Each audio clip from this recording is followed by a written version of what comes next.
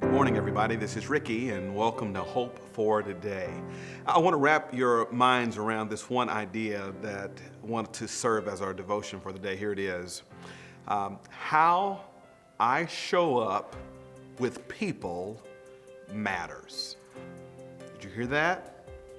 How I show up with people matters. In fact, this idea is so biblical that Jesus says how you show up with people is intrinsic to the very understanding of what the whole gospel of Jesus Christ is. I said it.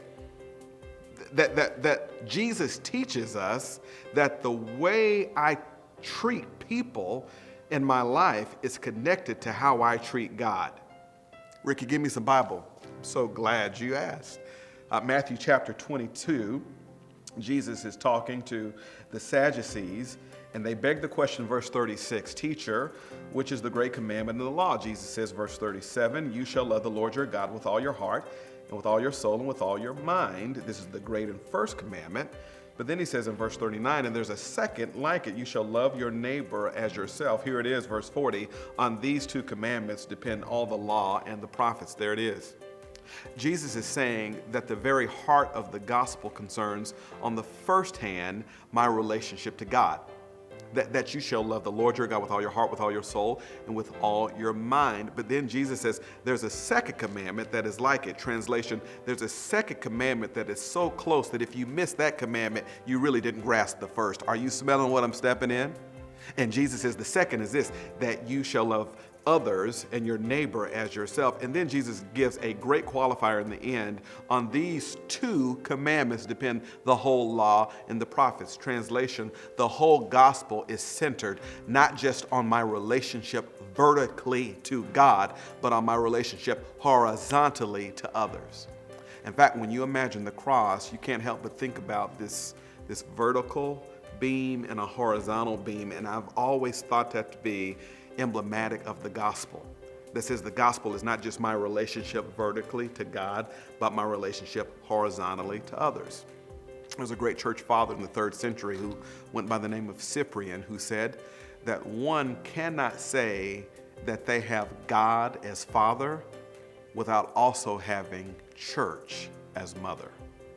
What was he saying? He was saying it's not just my relationship to God that matters, it's also my relationship to God's people. Ricky, say it frankly. I'm glad you asked. Here it is. I just don't get to say I have a great relationship with God if I'm not working to have a great relationship with God's people. I don't get to pray and be reverent in my prayer life and humble and vulnerable in my connection with God and then go treat people any kind of way.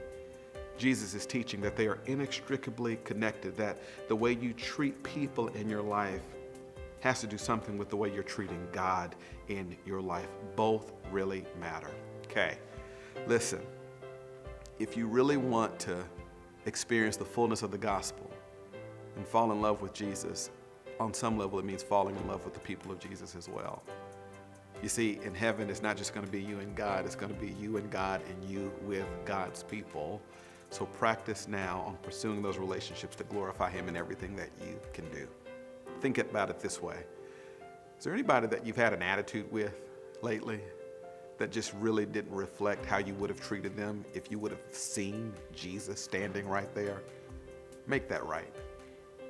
Is there anything you've committed that you know you owe someone an apology for, and had Jesus been there in that moment, you never even would have allowed that sin or that mistake on your part to happen? Make that right. Is there someone in your life who has grieved you or wronged you? But instead of going with them to pursue them for reconciliation, you're building up bitterness and you're not talking about it. And now you have to sidestep them and you're walking on eggshells around them and you're allowing the relationship to falter because you're not courageously willing to go to them and say, you know what? The way you treated me was wrong. Let's work that out. You need God, but you also need God's people. Both of those make up the whole gospel. Do that and experience the freedom that comes with it. That's hope for today. I'll see you next time.